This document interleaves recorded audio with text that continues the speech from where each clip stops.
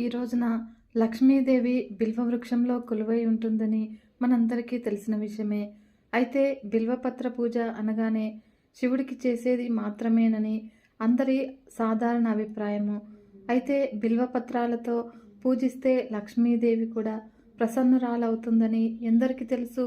ఇదేదో పురాణమో మరోటో కాదు, శాస్త్రంలో ఉన్నదే. బిల్వపత్రము అంటే శ్రీ మహాలక్ష్మీదేవికి కూడా ఎంతో ప్రీతికరమైనది. కాబట్టి బిల్వపత్రాలతో చేసే పూజ వల్ల లక్ష్మీదేవి కటాక్షం కలిగి మనకున్నటువంటి జన్మజన్మల దరిద్రము తొలగిపోతుందనడానికి నిదర్శనమే ఈ కథ. పూర్వము పింగళుడు అనే పేరుగల ఒక విప్రుడుండేవాడు. అతనికి 7 పిల్లలు. సంతాన సంపద అధికమే కానీ లౌకిక సంపద లేని గర్భ దరిద్రుడు ఆ భూసురుడు. ఎలాగో యాచనతో రోజులు గడుపుతూ ఉండేవాడు. అలా అతడు యాచించి తెచ్చిన ఆహారము కుటుంబానికి సరిపోయేది కాదు. ఆ విధంగా చాలా కాలము అతని భార్య ఇంటిల్లిపాదికి కూడా భర్త తెచ్చినటువంటి భిక్షాన్నం సర్దిపెట్టి తనకు ఏమీ మిగలకపోవడంతో పెరట్లో ఉన్నటువంటి తోటకూర ఉడకబెట్టుకొని తినేది. దానితో ఆమె శరీరము బాగా కృషించిపోయింది. ఈ విధంగా ఆమె మెడ దగ్గర ఎముక బాగా బయటకు పొడుచుకొని వచ్చి ఆమె శరీర దౌర్బల్యాన్ని బయట పెట్టేది. ఇవేవి భర్తకు తెలియకుండా జాగ్రత్త పడింది ఆమె. ఆమె ఒకనాడు ఇంట్లో వాళ్ళందరూ కూడా భోజనాలు కానిచ్చాక తనకు ఆ పూట అన్నం లేకపోవడంతో తోటకూర వండుకొని తింటూ ఉండగా ఆమెను చూశాడు పింగళుడు. భార్యామణి, వట్టి తోటకూర మాత్రమే తింటూ ఉన్నావా? అన్నం ఏది అని అడిగాడు ఆమెను. అయితే ఆమె సమాధానము ఇవ్వడానికి కొంచెం జంకింది. ఈ ఒక్కరోజేనా లేక రోజునా, ప్రతిరోజు జరుగుతుందా అని గట్టిగా అడిగాడు. అప్పుడు పింగళుడు, అయితే తప్పనిసరి పరిస్థితుల్లో ఆమె ఇన్నాళ్లుగా కూడా జరుగుతూ ఉన్నటువంటి తోటకూర భోజనం సంగతి బయటపెట్టింది. మొదటిసారిగా పింగళుడికి తన జీవితంపై సంపూర్ణ విరక్తి కలిగింది. భార్యకు పిల్లలకు ఇంత అన్నం పెట్టలేని తన బతుకు ఒక బతుకేనా అని ఆవేదన చెందాడు. అప్పుడు అతని భార్య అతడిని ఓదారుస్తూ, దానం చేయని మహాపాపం వల్ల ఈ జన్మలో దరిద్రుడవుతాడు. ఈనాటి మన దరిద్రానికి మూల కారణం ఏనాడో ఎవరికి దానం చేయకపోవడమే. దరిద్రత వల్ల బతకడానికి ఏదో ఒక పాపం చేయక తప్పదు. ఇక పాపం వల్ల నరకం కూడా తప్పదు. నరకం నుండి తిరిగి భూలోకంలో దరిద్రుడుగా పుడతాడు జీవి. కాబట్టి మరలా పాపపు బతుకు తప్పదు. ఈ చక్రం నుంచి విముక్తి పొందడానికి గురుకటాక్షం కావలసిందే. కాబట్టి నా మాట విని నైమిషారణ్యానికి వెళ్ళండి. అక్కడ మహాత్ములైనటువంటి మంత్రోపాసకులు ఉన్నారు. అలా వారిలో ఒక సద్గురువును ఆశ్రయించండి. మంత్రోపదేశం పొందండి, జపించండి. సంపదలు వాటితో పాటు కైవల్యం కూడా పొందండి. మీరు తరించి మమ్మల్ని కూడా తరింపచేయండి. కేవలం చింతిస్తూ ఇంట్లో కూర్చుంటే ప్రయోజనం ఏముంది? ప్రయత్నిస్తే ఫలితం ఉంటుంది. ప్రయత్నించకపోతే ఏ ఫలము లభించదు. ఒకవేళ ప్రయత్నించినప్పటికీ ఫలితం లేకపోవచ్చుగాక. అది మన తప్పు కాదు. కాబట్టి ప్రయత్నించడంలో దోషం లేదు కదా. ప్రయత్నించినా కూడా పని కాకపోవడంలోనూ దోషం లేదు. ఏమీ చేయకుండా చేతులు ముడుచుకొని కూర్చోవడంలోనే ఉంది దోషమంతా కూడా. కాబట్టి ఇప్పుడే బయలుదేరండి అని హితబోధ చేసింది. భార్య ఈ విధంగా ధైర్యం చెప్పడంతోనే పింగళుడికి దుఃఖం తొలగింది. ఆ క్షణమే కుటుంబం దగ్గర సెలవు తీసుకుని నైమిషారణ్యానికి బయలుదేరాడు. అయితే అతని భాగ్యం వల్ల వేదవ్యాస మహర్షి దర్శనం ఇచ్చాడు. పింగళుడు ఆ మహర్షికి సాష్టాంగ నమస్కారం చేశాడు. అప్పుడు ఆనందంతో దగ్ధమైనటువంటి కంఠంతో ఆ మహర్షిని స్తుతించాడు. పింగళుడి ప్రార్థన విన్నాడు వ్యాసుడు. తన దివ్య దృష్టితో పింగళుడి గురించిన విశేషాలు తెలుసుకుని అతనితో ఇలా అన్నాడు. నాయనా, ఈనాటి నీ భయంకర దారిద్ర్యానికి కారణము నీ పూర్వజన్మ పాపమే. నీ పూర్వజన్మలో నీ ఒక పురోహితుడివి. నీకు తప్ప ఇతరులు ఎవ్వరికీ కూడా సన్మానాలు జరగకూడదు అని, ఎవరు దానం చేసినా కూడా అది నీకే చేయాలని, మరెవ్వరికి ధనం చేయకూడదని భావించేవాడివి. దానికోసము ఇతరుల మీద లేనిపోని నేరాలు ఆరోపించి దానం ఇచ్చేవారికి ఇవ్వకుండా చేశావు. అలా మహాత్ములను భ్రష్టులను చేయడానికి ప్రయత్నించాడు. తన ధన వ్యామోహంతో నీచుల దగ్గర, వ్యసనపరుల దగ్గర దానాలు పుచ్చుకున్నావు. నిజంగా కష్టపడి చదువుకున్న మహాపండితులకు ద్రోహాలు చేసి వారి పురాణ జ్ఞానాన్ని కించపరిచావు. అలా ఆ మహాపాపాల కారణంగా శరీరం విడిచిపెట్టాక నరకానికి పోయావు. అలా ఆ నరకం నుండి ఇప్పటి జన్మలోకి అడుగుపెట్టావు. కాబట్టి నీ పాత పాపాల భయంకరమైన ప్రభావం వల్ల నీకు ఎంత ప్రయత్నించినా కూడా సంపదలు లభించడం లేదు. నీ కుటుంబంలోని వారంతా కూడా వారి వారి పూర్వజన్మ పాపాల వల్లనే నీ ఇంట్లో చేరారు. మీ అందరి కర్మలు పరిపక్వమై సత్ఫలితం పొందడానికి మహాలక్ష్మీదేవి ఉపాసన ఒక్కటే సరైనది. కాబట్టి అమ్మవారికి విశృంఖల అనే నామం ఉంది. కర్మాది రూపమైనటువంటి సంఖ్యలు లేనిది అని దీని అర్థము. విధి నిషేధ రూప కర్మలకు అతీతమైనది ఆ అమ్మ. కాబట్టి మనం చేసే కర్మలు ఇనుప సంఖ్యలనైనా కూడా మనల్ని బంధిస్తాయి. ఆ బంధాలు అమ్మవారికి లేవు కదా.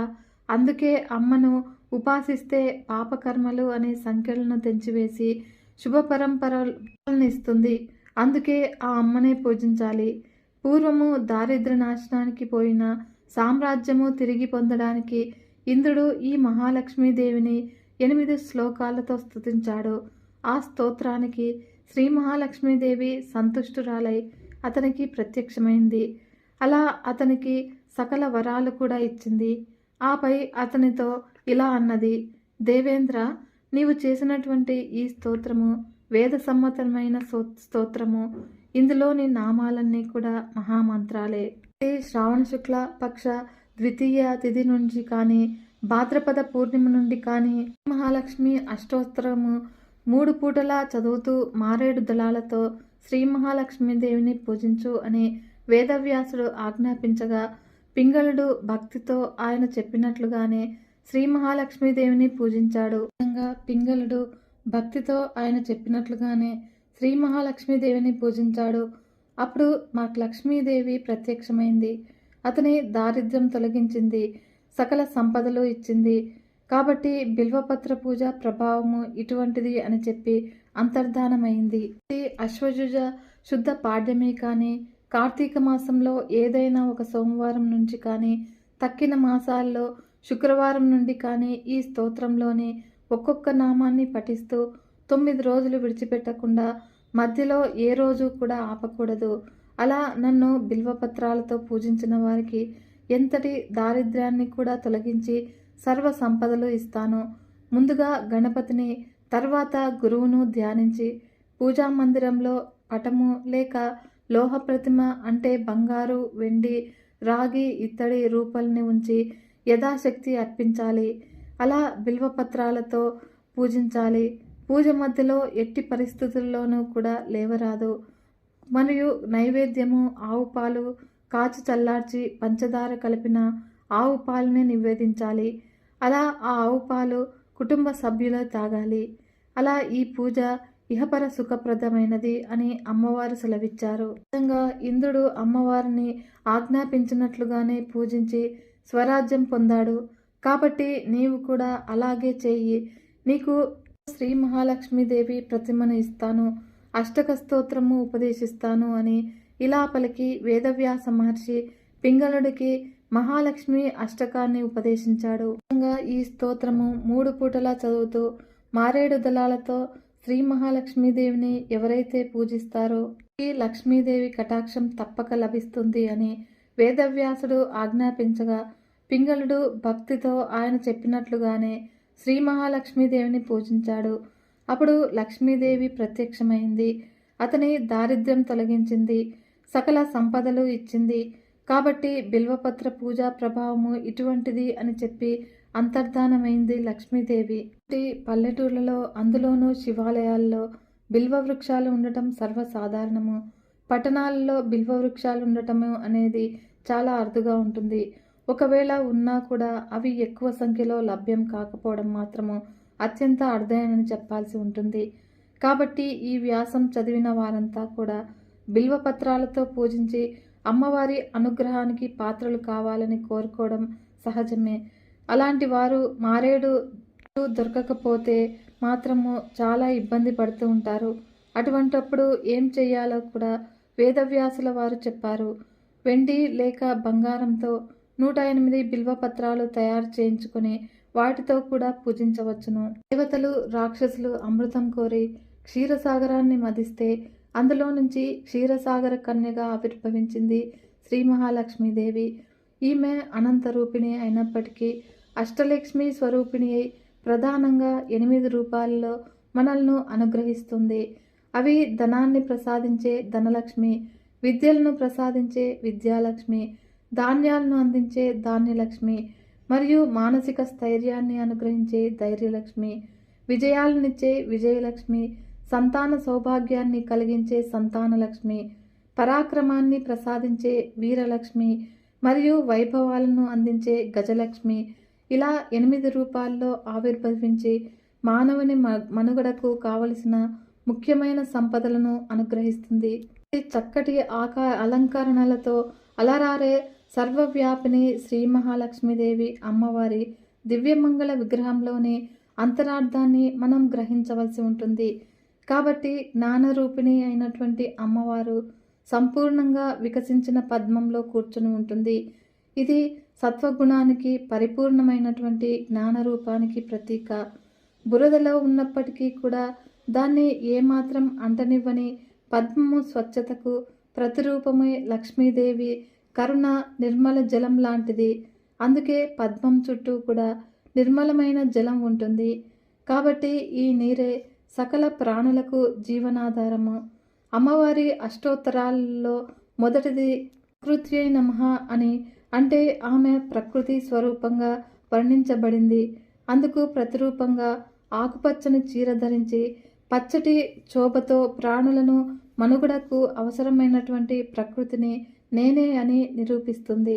మరియు చతుర్విధ పురుషార్థాలుగా చెప్పబడే ధర్మ, అర్థ, కామ మోక్షాలను తన 4 చేతులలో దర్శింపజేస్తుంది లక్ష్మీదేవి. కాబట్టి మానవ జీవితము సద్గుణాలతో పరిపూర్ణతను చెందాలనే దానికి సూచికగా అమ్మవారి పూర్ణ కలశాన్ని ధరిస్తుంది. ఐశ్వర్యానికి ప్రతీకగా బంగారు కాసులను కురిపిస్తుంది. మరియు రాజరిక దర్బానికి శుభాలకు దర్పంగా ఆమెకి ఇరువైపులా కూడా 2 ఏనుగులు వాటి తొండంతో అభిషేకిస్తూ ఉంటాయి. అటువంటి లక్ష్మీదేవి అనుగ్రహం లభిస్తే ఇక జీవితంలో దొరకనిది ఏముంటుంది? అటువంటి మహాలక్ష్మీదేవి సంపూర్ణ అనుగ్రహాన్ని పొందగలిగే శుక్రవారం రోజు అమ్మవారిని భక్తి శ్రద్ధలతో పూజించాలి. మరియు శ్రీ మహావిష్ణువు కూడా ఈరోజు అంటే చాలా విశేషమైనది. మహావిష్ణుమూర్తి ఇల్లాలే శ్రీ మహాలక్ష్మీదేవి. కాబట్టే ఈ రోజున లక్ష్మీదేవిని ఎవరైతే భక్తి శ్రద్ధలతో పూజిస్తారో వారికి సకల సంపదలను అనుగ్రహిస్తుంది మహాలక్ష్మీదేవి. అంటే శుక్రవారాలన్నీ కూడా శ్రీ మహాలక్ష్మీదేవి ఆరాధనకు విశేషమైన రోజులు. వీటన్నింటిలోకి పౌర్ణమి ముందు వచ్చే శుక్రవారానికి ఒక ప్రత్యేకమైన విశిష్టత ఉంది. సౌభాగ్యవతులు ఇల్లంతా కూడా ఈ రోజున కడిగి ముగ్గులు పెట్టుకుని పసుపు కుంకుమ రాసుకుని అలంకరించుకోవాలి. ఈ రోజున హయగ్రీవ అవతారం గురించి తెలుసుకుందాము. మహావిష్ణుమూర్తి ధరించినటువంటి అవతారాల్లో హయగ్రీవ అవతారం ఒకటి. ఈ అవతారంలో స్వామివారు వేదాలను ఉద్ధరించారు.